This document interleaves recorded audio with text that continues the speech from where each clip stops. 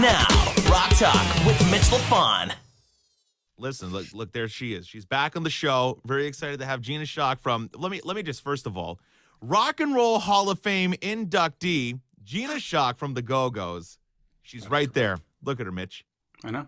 I am. It is absolutely delightful. And having grown up in the 80s, listening to their music and watching the videos, it's just fantastic. Bonjour, as we say in Montreal. You guys, I am so happy to be around to even tell the tale. This journey over the last month or so of, my book coming out and, the Rock and Roll Hall of Fame. And then, of course, we had the documentary a year or so ago. All this stuff's like culminating at this point in time. And you couldn't have planned this all better to happen when it did. It's like my book was set to come out. Well, guess what? Then we got nominated to be in the Rock Hall of Fame. And then it happened where we're going to get inducted. And it was right by, when my book's coming out. So, wow. Yeah. Pretty cool. Yeah. It would have been better if you got inducted first and then you could have wrote about it in the book. You had an extra chapter. Well, no, that's the reprint. You never know. That was quite a night to remember, guys. But Made in Hollywood, all access with the Go-Gos by Gina Schock, forward by Kathy Valentine, available now. Yep. What a great book. So let me just quickly ask you about this. When the other girls in the band read the book, do they go, wow, you got the story? Or you go, hey, that wasn't exactly what, wait, are they happy with it? Or are they like, oh, wait till my book comes out, you'll see? Well, I haven't gotten any complaints. As a matter of fact, everybody called me or texted me or whatever, and said, you did a great job. We love what you wrote. Thing is, we're always all sort of on the same page about stuff. We've been through all the arguments that you could possibly have about shit in a band all these years later. And all the in-between time, everything has been exposed to each of us. We all know each other so well that all you have to do is see somebody's face. You know what they're thinking. You know what's going to come out of their mouth. This is 40 years of being in this family together, you guys.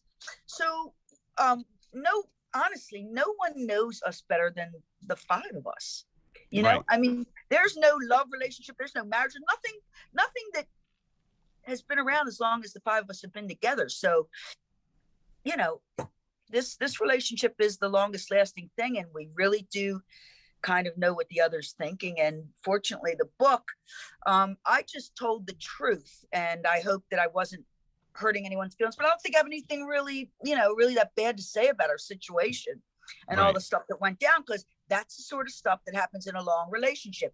Ups, downs, hills, valleys, all that kind of stuff that happens. And it's certainly, we're no exception to that, And I'm just thinking, thinking back to the Rock and Roll Hall of Fame, which I want to talk about and everything. It's like, you look at all the groups that have been in before and you look at the Go-Gos. I mean, in reality, I think you're the only actual band through the entire career has never broken up. It's been the same original members pretty much the whole time. I mean, they've taken time outs. Let's call it that. Yeah, but you never officially broke up. It's been the same ladies the whole way through. You look at all the other bands, the Kiss and even the Foo Fighters, they've had a couple of guys rotate, but it's been the five of you.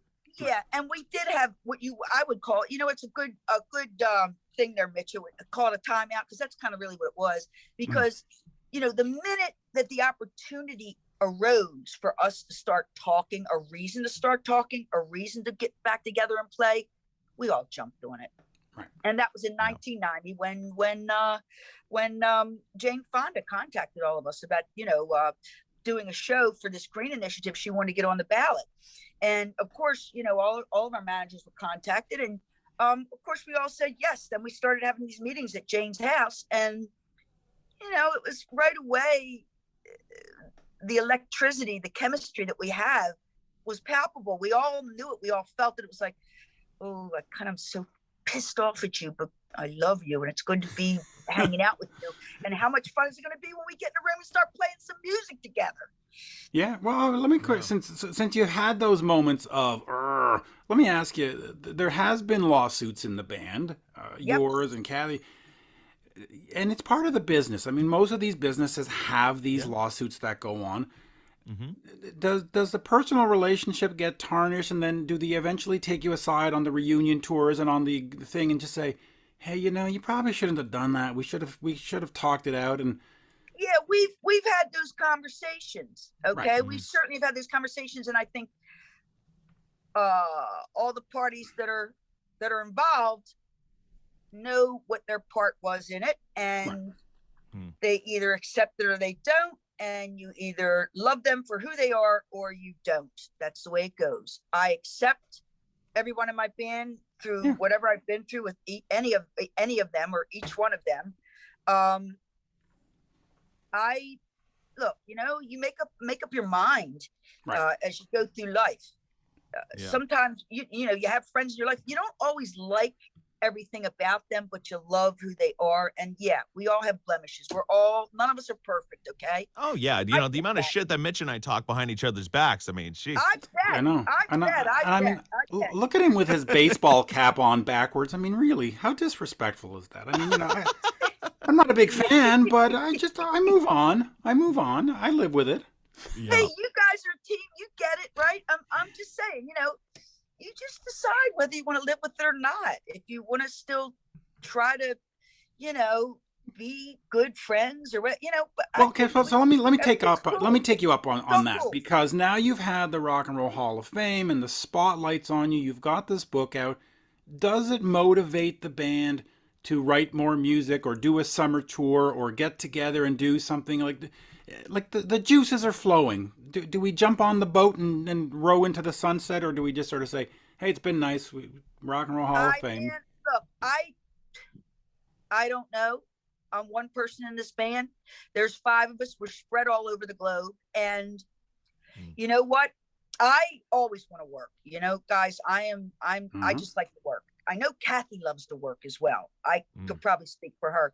As for everyone else, I can't speak for them. But I can say that this has brought us together and sort of put a little fire under everybody's butt. The realization of, oh my God, we are this iconic band now. We are this band that has stood the test of time. We're in the Rock and Roll Hall of Fame. We've been recognized by our peers in this way. It's, yeah, I mean, we've certainly been talking. I mean, right away we've already set up to do this tour with Billy Idol next summer in the UK. So that's already on the books. And I know they're starting to book stuff next year, which I am hoping and praying that we get more shows booked and that COVID doesn't wreck.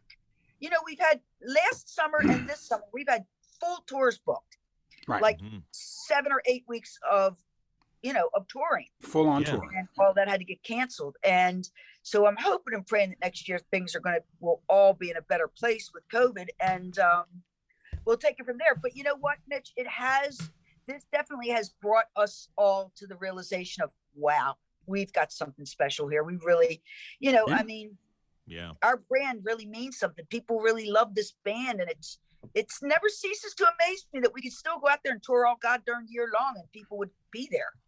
Yeah, people I want to talk about the Rock and Roll Hall of Fame really quickly, though, because last time we had you on, we were joking about who you would potentially want to have induct you.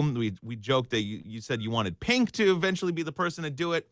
This time around, I mean, you got Drew Barrymore, which is awesome, and she was super complimentary towards you guys. I mean, talk about the process of getting her, and talk about the whole experience of the Rock and Roll Hall of Fame. Was it everything you wanted and then some, or? It was everything I wanted and then some, Jeremy. And as far as, Drew doing the induction, we were so happy that she had decided to do it, because there couldn't have been a better person to induct us. She's been a fan since she was a little kid. Yeah. Everybody knows that now, but I can tell you, I remember many times walking off stage and Drew would be standing there with her mom. And after we got our awards, we were backstage talking, took a bunch of photos and all that stuff. And then we sat down with her and she actually told us what the Go-Gos had meant to her growing up. And it made me all teary-eyed. I swear to Christ. I mean, we really did matter in her life, and our music and who we were and what we did made her realize that she could do more. She's a girl. Yeah, well, we can do it. You can do it. We can all work. It doesn't matter, Yeah. Just hang in there, baby, and try to keep your shit together, and it's going to work out. And look, I'm so proud of her. Look at who she has grown up to be. This woman owns her own production company. She has so much going on. We could talk all day about her, but I'm so proud and I'm so happy for her because she's such a good girl. She's like one of the good eggs that like is still around. She's been through all the crap that we all go through growing up in public. And I just couldn't have been happier about her inducting us. And then, that night was so magical because, being carted back and forth from one place to the next, you cross paths with Paul McCartney or Questlove or, Angela Bassett or LL Cool J or, whoever was there, you would run into him with, oh my God, so many people. Well, talk about that. I mean, what do you say to Paul McCartney backstage? Well, I'm such a dick. I ran up to him and I was like, "Hi, Paul. My name's Gina Schock. I play drums in the Go-Gos." And he said, "Well, of course I know who you are. I just saw you perform on stage." And I was like, "Oh, it's so nice to meet you." And then by that time, all the rest of the band had gotten together and we were talking. And but you got your moment with Paul McCartney, so that's cool. Sir Paul. Yeah. So and he was very cool. He's just like you would expect him to be. He was very approachable. He wasn't like standoffish at all, and he stood and talked with us for quite a while. Nice. And who else was it? Oh God, we talked to so many people that night. But of course that was kind of the highlight, to meet Paul McCartney. My God, and I'm just saying, please, I really have always wanted to and need to meet Ringo. Where's Ringo? Ringo, I need to see you, brother. I need to meet you. I need to shake your hand and say thank you. Was Ringo an influential drummer to you, like just behind the kit? I'm going to tell you what.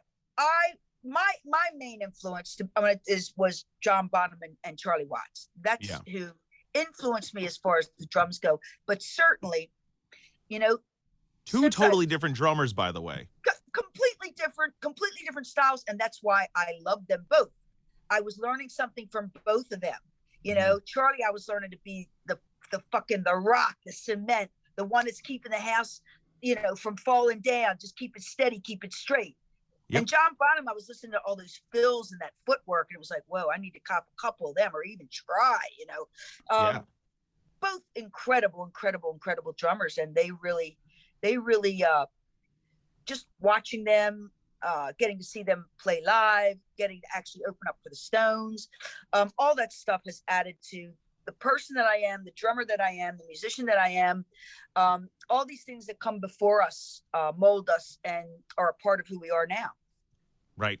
No, absolutely. I want to ask you this about the Rock and Roll Hall of Fame, because part of what they do, or part of the reason you get in, is because of your influence on the music scene. So, essentially, how do you qualify the Go-Go's influence? I mean, I know what you did, and I saw the videos, and I know the story, but how do you sort of vocalize it? What is the influence of the Go-Go's?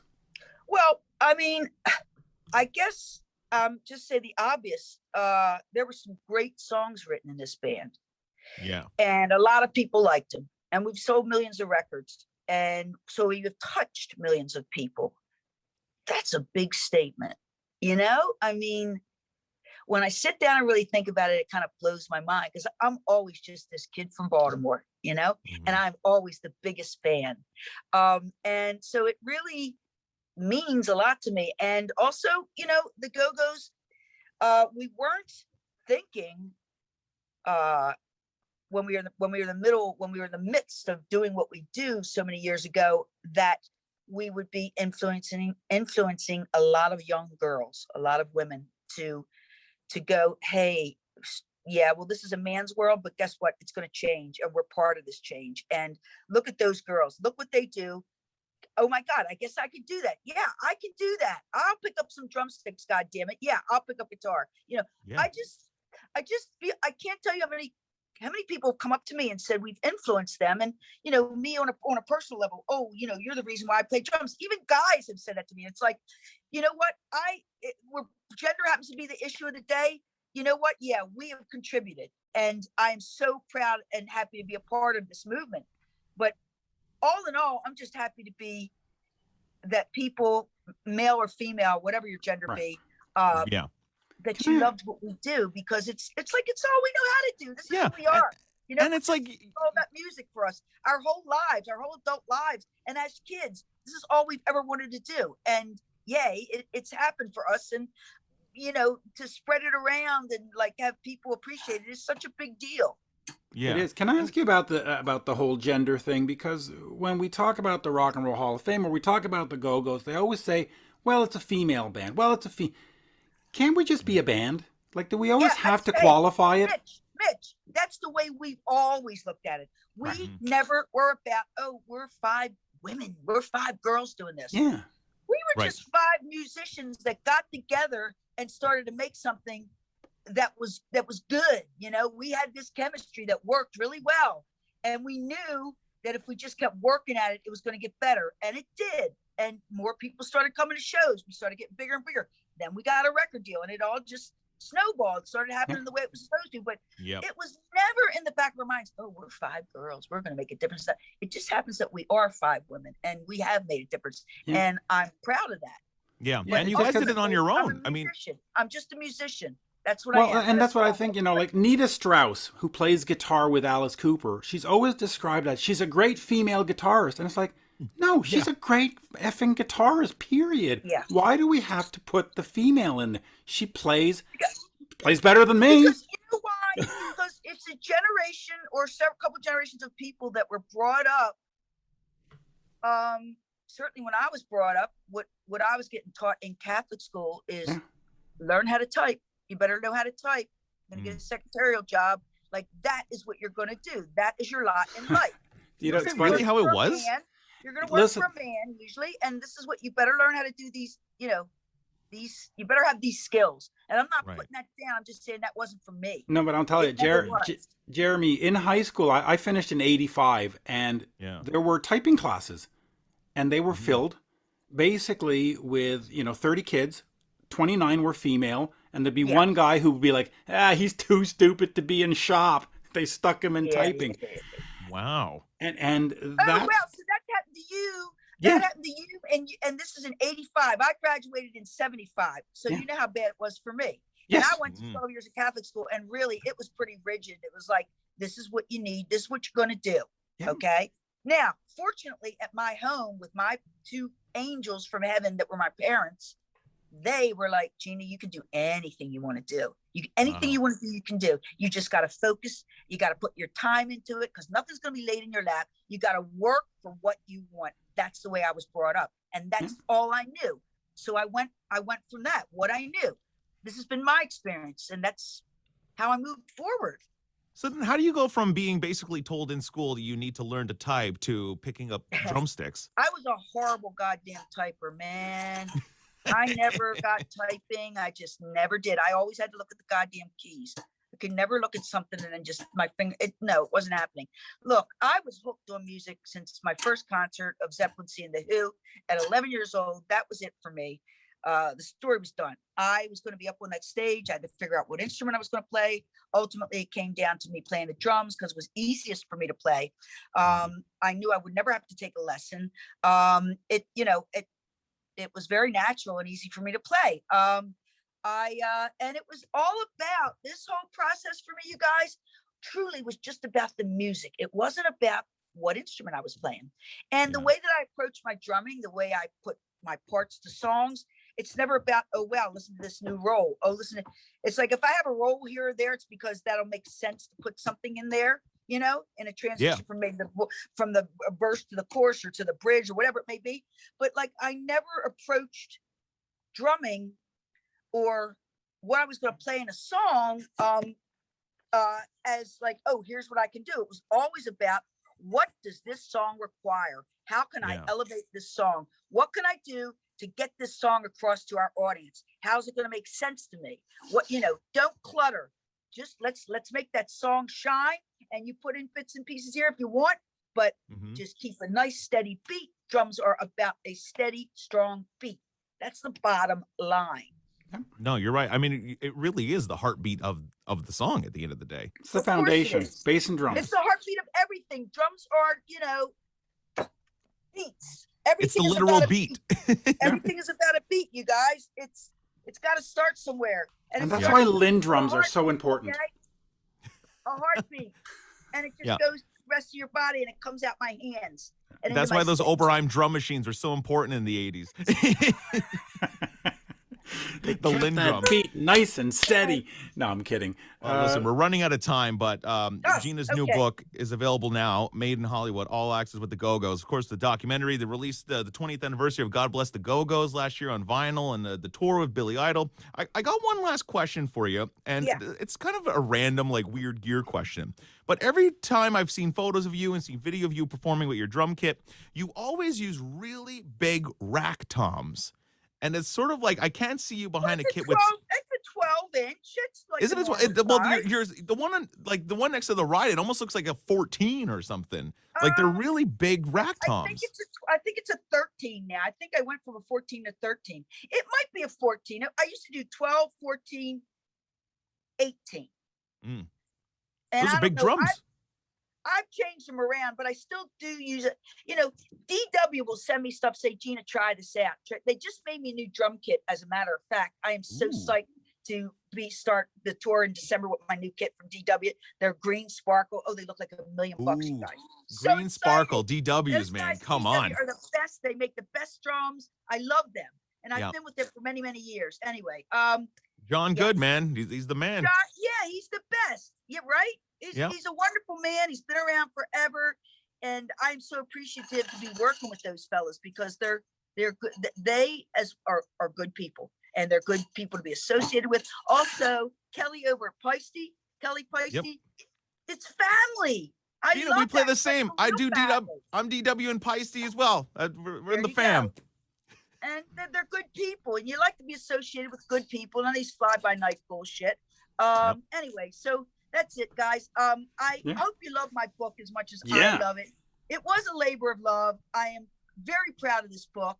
And I think that it will give people an inside view of this band that they've never really had. And everything in the book, you guys, is all my personal stuff that I've been collecting and have had in my possession. The photos are great. I mean, it's all these pictures, just to go back and see that. It's just, Okay, so these are all the stuff that I've had in my possession since 1979, and they were all precious to me, and I could never get rid of any of this stuff. Plus, I love photography, and I actually had my two photo exhibitions, guys. I had one in LA and one in San Francisco, and I've sold a lot of prints, so I'm pretty excited. And I hung out with Greg Gorman, who's an old friend, very famous photographer, and he's helping me pick out a new camera so I can get started again. Had all my camera stuff all stolen. No, God. Whatever. But I want to get back started on that again and see where it leads me, because I love photography. My house is full of different photographers' work that I buy. Well, I want to see you documenting the Billy Idol tour and throwing it up on Instagram and keeping us fans that are not at every show in the game. That's something that I am probably going to wind up doing. I'm going to get myself this new camera that Greg told me to get, and I'm going to get my ass working it and knowing how to use it properly. And I'm going to start chronicling everything that's happening in my life through my photos. Which you know what we need next year, Gina? This is what we need. We need you to do the DW Collector Series signature snare drum with Gina Schock from the Go-Gos. That's what we need. Limited 20-run snares, Rock and Roll Hall of Fame inductee. We need that. Yeah. Well, tell John that. I'm going to tell him. I'm going to tell them. I do. I just, they're so fabulous over there. Would you do a signature snare drum line like that or something like that? Or of course I would. I would do anything for those folks at DW. They've been so good to me. Why wouldn't I? I would love to have something like that out, so even when I close my eyes for the last time, it'll still be around. I'd love that. I'd love to see that. Jeremy, Mitch, tell him. I will. I'm going to get him on later. And I was just going to say, with the photography, go look at what Bryan Adams does on his Instagram. He does a show or a photo shoot. He always puts up something, and it's just compelling because you get to see behind. Like, he just did a whole run in Las Vegas, and there was just 1 or 2 pictures a day of what it was going on. And it Yeah. was just fun. I mean, Bryan Adams does a great Instagram with his own photography. I recommend that you go get inspired by So that. Mitch, check out my Instagram because since I've been doing this book tour, I've been taking a lot of photos. I got my And, Instagram like, right here. Let me go see. I I'm think in I New York think I City follow right you now, already. and, Let me see. All right. Yes, go on. Yeah. well, I just run into different people. Like I was walking down the street the other day and I ran into Jody, and she's in the book. You know, she wrote a beautiful essay. Is that up yet? Mm-hmm. I'm The looking. picture of me and Jody Real Gina Schock. meeting There on we the are. street, the West Village. No, Let's I don't see see. that one. Where No, are I don't see you with the West Village. I see rock classics. I see a picture of you drumming. I see the book. I see you with Lindsay Parker. Look at that. Liked by Mike Fasano. Oh, we like Mike Fasano. Mike is such a badass. I love Mike. Mike I is love the that guy. greatest. He is absolutely a sweetheart. And his time in Warrant and his drum teching and now the Tiger Army, I think it's what he's doing now. Yeah. Whatever Army. Mike does, I'm a fan of because he's such a it's a great drummer. He How many is. good drummers are around, guys? There's so many great drummers around. Isn't So there? many. Yeah. Yep. Yeah. And Michael. I love it. Anyway. And it's funny we talk about so many great drummers being around because it's like you'd think drum machines and all the programming that goes on these days everybody would just put the sticks down, but there's so much talent and like organicness in music is coming back in a big way. Jeremy, and it's really good to how see. about when you go to see a live show, right? And what was a drum machine or whatever was programmed on the record, you see drummers. I think a lot of people like when they play live, like they bring in the drummer. Yep. You know, Absolutely. Might have some stuff programmed in, but there's always somebody playing live drums. I'm like, yes. Yeah. Yes, Well, look. you never lose that. You look at the Jonas Brothers or even Demi Lovato or Justin Bieber, you go see their shows and like the live arrangement of the song is way better than the studio version because you got the drummer doing the big drum, doing the big fills and everything. And it just adds a new life to it. And I'm all about that. A kick to it that is necessary for live performance. Yep. You know what? It keeps things going. It propels the band. You watch a drummer push that band forward, and that's what you want to see. You don't want to be put to sleep. You want to see some action on that stage. And having a drummer makes the biggest difference, as we all know, when you go see a live show. Yeah, look, if I wanted to hear the CD, I'd sit at home and slap it on, but I want to go see the live show. I want to see how you do it.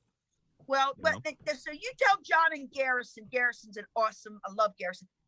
I'd love to do that series with snares, man. I would love that. That'd be I've really had to make you some really cool snares, actually. Well, when you do it, I want the first one because it was my idea. I have a 10-inch Craviotto snare that sounds nice. fucking amazing sounding, and I use that for certain things. But I'm going to tell you one thing: the secret to every Go-Gos recording is the 57 WFL that I bought in 1980 at a pawn shop in Boston when we were on tour. Wow. That WFL, the William F. Ludwig, is a 1957, same as old as I am, and I've used that snare on every Go-Gos recording since the first album, even till Club Zero. That's the snare on Club Zero. I can make that snare sound however I want it. It just is so versatile, and it just works. It looks like a piece of shit because it's got like blue paint on it. It's all screwed up. And when I got it, the first thing I want to do is have it all refinished. And we're like, don't touch it, leave it just like it is. All we got to do is have those edges trued, just true the edges, put a new head on there, and let's go. And I have, and man, it is magic. Is it wood or metal? It's wood. It's wood. It's wooden, yes. Maple, yes. rosewood? I don't know what's underneath of there. Probably good, though. It's wood. I don't know. Whatever it is, I've never thought about it. I've never cared. All I know is I've got the magic bullet. Whenever I do a recording, that snare is going to be my snare. I've tried using other snares, guys, and I always wind up putting that back on. It's like, oh, cool, I want to try something different with this. I'm giving that brass snare. Let me try this. And it always winds up. I wind up with that goddamn 57 every time. It always works. That's the way to go. Listen, once you're so familiar with a certain sound, it's like to go in something in a different direction. Or I mean, it can either influence you, or it could just be like, I'm kind of good with what I have. Look, I am always interested in what's happening, in anything new. Well, you'd be a goddamn fool not to be. Yeah. Who wants to stay the same? I want to learn. I want to grow. I want to Yep. be creative. And the only way you do that is by paying attention to what's going on, you know? Here, I'll ask you this final question. Were you frustrated in the 80s when the drum machines were coming into vogue and producers were saying, you know what, Gina, listen, we just got this program. Just go have a coffee or whatever you were doing back Gina, then. Mutt Lang just sent us a whole bunch of snare samples for our Fairlight. You can go take a break. Yeah, did that frustrate you? Did you have to fight? So, listen, we going to do our third album with the king of samples, okay, which was Martin Russian, the Human League album Dare, which is a masterpiece. And my biggest worry and upset about working with him, although I fought to get him as our producer because I love that record, was, oh my God, he's not going to let me play drums on this record. And I had many conversations before we even stepped on that plane to go over to England and work with him. And I was like, you know what? All I have to say is at the end of the day, just do this for me. Give me a chance with the machine. You know what? Give me a shot, then use the machine, whatever you want, but let me have a go at every song. And it worked that way. And Martin and I think I played drums on everything. Now we might have the one song, one of the songs that I wrote, of course, was You Thought. That is strictly the synclavier. Oh yeah. Drums down on it, strictly synclavier. But just everything else was usually my snare mixed in with a sound, you know, which I said, fine. I just want to be driving the ship here. I want to be, you know, I want to be the one setting the pace and pulling back a little bit here, pushing forward just a teeny bit to get into that chorus or whatever. And he allowed me to do that. And I was mortified. I was like, he's the king of this. He's never going to let me play. And this is going to break my fucking heart because you know what? I'm a good drummer. I'm not a great drummer, but I'm a good drummer. And he let me do my thing. He was really good about it. He's a real producer. He wanted it. What's the end result? If I couldn't do what the machine does and do better, I wouldn't have played on the record. Right. And that makes sense. I mean, you know, and it's funny, a lot of engineers at the time were doing that. They'd take the snare and they'd run like the feed into the sampler, and then it would be the sample that goes to tape. But it's like, you know, at least you were doing the blending. Yeah, we were doing a blend, but you know what? I just wanted to be the one that was, like I say, setting the pace because, you know, when you play a human being playing the drums, you pull back just a teeny bit here and just maybe push forward just a teeny bit, you know, but within a second's amount of time, you can do that. And it makes a difference, a minute amount of time that you do things like that, but you can feel it. It's all about soul. It's all about feeling when you play. You got to have soul. You got to have feeling. That's what playing drums is about. And having good timing. There's a certain give and take as well with the other musicians that you're playing with too. Sure, of course. It's like, unless your craft work, you know, come on, which they got inducted in. And I love craft work so much. I was very happy about that. Well, Gina, you've said it all. It's always so much fun to talk to you because you're so real and it's the best.